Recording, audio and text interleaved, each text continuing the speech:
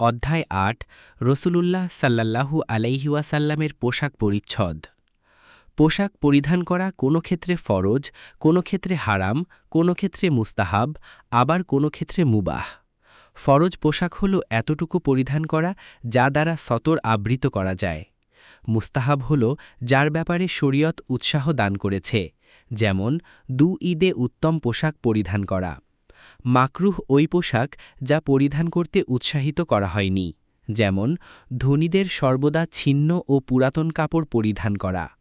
হারাম ওই পোশাক যা শরীয়তে নিষিদ্ধ, যেমন পুরুষের জন্য ওজর ব্যতীত রেশমি কাপড় পরিধান করা ইত্যাদি। রসূলুল্লাহ সাল্লাল্লাহু আলাইহি ওয়াসাল্লামের প্রিয় পোশাক ছিল কামিজ বা জামা।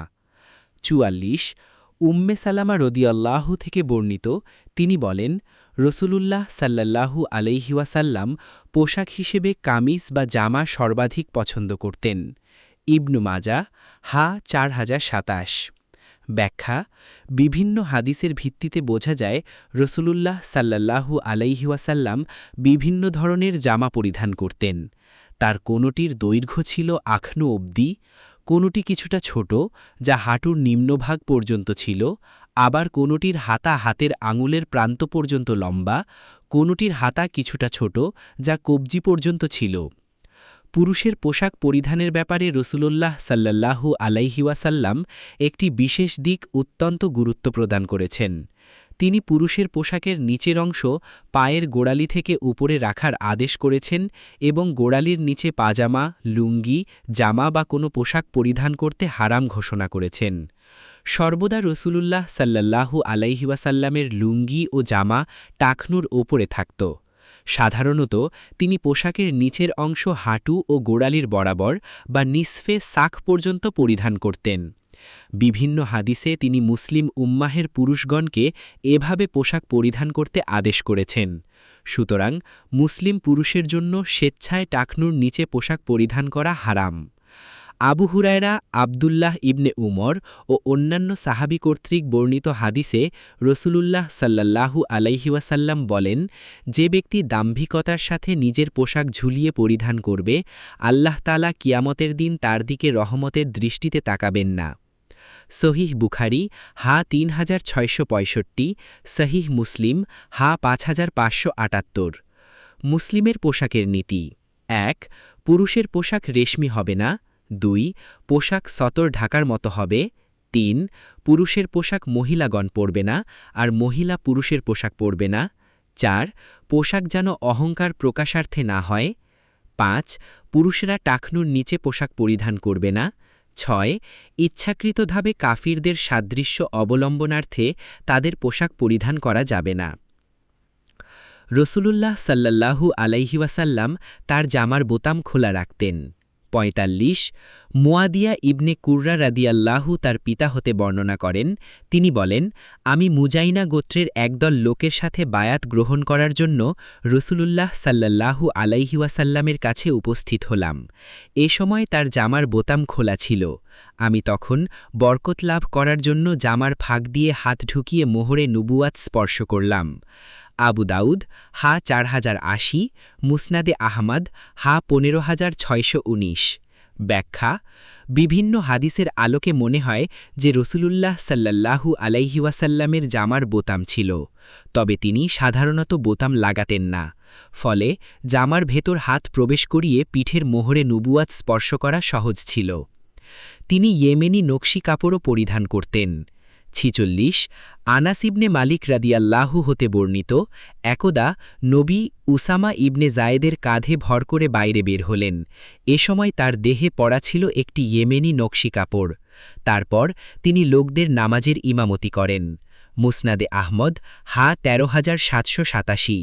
ব্যাখ্যা: রসূলুল্লাহ সাল্লাল্লাহু আলাইহি ওয়াসাল্লাম অসুস্থতার কারণে উসামা ইবনে জায়েদের কাঁধে ভর করে এসেছিলেন। তিনি নতুন কাপড় পরিধানকালে কাপড়ের নাম উচ্চারণপূর্বক দুআ পাঠ করতেন।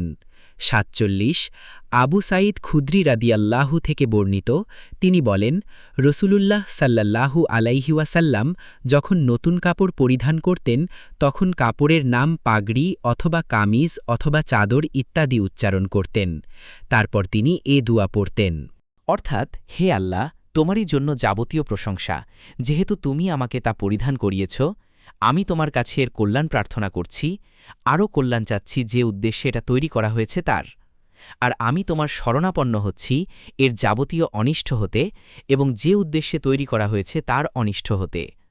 আবু দাউদ হাদিস নাম্বার 4022, মুসনাদে আহমদ হাদিস নাম্বার 11266, ইবনে হিব্বান হাদিস নাম্বার 4520, সুনানুল কুবরা লিন্নাসাই হাদিস নাম্বার 9868, মুস্তাদরাকে হাকিম হাদিস নাম্বার 7408।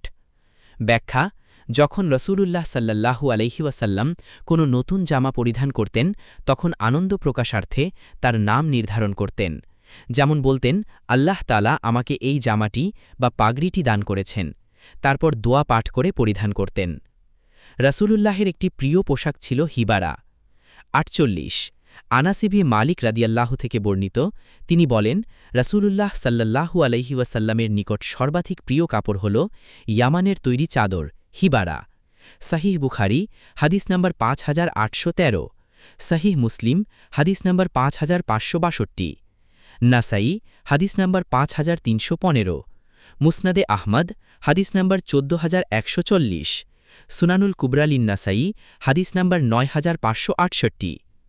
ব্যাখ্যা: সে সময় পোশাকের বিখ্যাত স্থান ইয়ামানের তৈরি ডোরা ও কারুকার্য সম্বলিত সুতি বা কাতান প্রকৃতির চাদরকে হিবারা বলা হতো। এগুলো কখনো লাল, কখনো নীল, আবার কখনো সবুজ ডোরা কাটা হতো। তিনি লাল রঙের নকশি করা চাদরও পরিধান করতেন। 49, আবু জুহাইফা রাদিয়াল্লাহু থেকে বর্ণিত, তিনি বলেন, আমি নবী সাল্লাল্লাহু আলাইহি ওয়াসাল্লামকে লাল নকশি চাদর পরা অবস্থায় দেখেছি।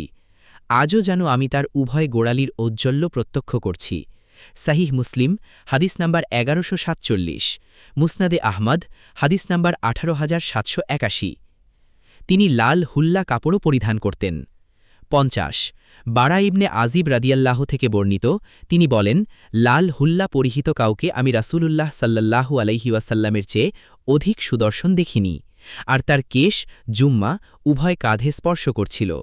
সহিহ বুখারী হাদিস নাম্বার 5901, নাসাই হাদিস নাম্বার 5062, মুসনাদে আহমদ হাদিস নাম্বার 18636, সুনানুল কুবরা লিন্নাসাই হাদিস নাম্বার 9275। ব্যাখ্যা: এখানে উদ্দেশ্য হচ্ছে সেলাই ছাড়া লুঙ্গি ও চাদর। এগুলো তৎকালীন আরব দেশের সর্বাধিক ব্যবহৃত পোশাক ছিল। এটি রাসূলুল্লাহ সাল্লাল্লাহু আলাইহি ওয়াসাল্লাম সর্বাধিক ব্যবহার করতেন। কেউ কেউ বলেছেন, চাদর ও লুঙ্গি একই প্রকারের, একই রঙের প্রস্তুত হলে তাকে হুল্লা বলে। তিনি সবুজ চাদরও পরিধান করতেন। 51, আবু রিমসা রাদিয়াল্লাহু থেকে বর্ণিত, তিনি বলেন, আমি নবী সাল্লাল্লাহু আলাইহি ওয়াসাল্লামকে দুটি সবুজ চাদর পরিহিত অবস্থায় দেখেছি। নাসাই হাদিস নাম্বার 1572, মুসনাদে আহমদ হাদিস নাম্বার 7117, সানানুল কুবরা লিন্নাসাই হাদিস নাম্বার 1794। ব্যাখ্যা: রাসূলুল্লাহ সাল্লাল্লাহু আলাইহি ওয়াসাল্লাম তৎকালীন সময় প্রচলিত বিভিন্ন রঙের পোশাক পরিধান করেছেন। বিভিন্ন হাদিসের আলোকে প্রমাণিত হয় যে তার মধ্যে সবুজ, সাদা ও মিশ্রিত রং তিনি পছন্দ করতেন। তিনি সাহাবীদেরকে সাদা রঙের কাপড় পরিধান করতে উপদেশ দিয়েছেন। 52, ইবনে আব্বাস রাদিয়াল্লাহু থেকে বর্ণিত, তিনি বলেন, রাসূলুল্লাহ সাল্লাল্লাহু আলাইহি ওয়াসাল্লাম বলেছেন, তোমরা সাদা রঙের কাপড় পরিধান করবে। তোমাদের জীবিতরা যেন সাদা কাপড় পরিধান করে এবং মৃতদেরকে সাদা কাপড় দিয়ে দাফন দেয়, কেননা সাদা কাপড় তোমাদের সর্বোত্তম পোশাক। নাসাই হাদিস নাম্বার 5323, সুনানুল কুবরা লিন্নাসাই হাদিস নাম্বার 9566। 53, সামুরা ইবনে জুন্দুব রাদিয়াল্লাহু থেকে বর্ণিত, তিনি বলেন, রাসূলুল্লাহ সাল্লাল্লাহু আলাইহি ওয়াসাল্লাম বলেছেন, তোমরা সাদা কাপড় পরিধান করো, কারণ তা সর্বাধিক পবিত্র ও উত্তম, আর তা দিয়েই তোমরা মৃতদের কাফন দাও।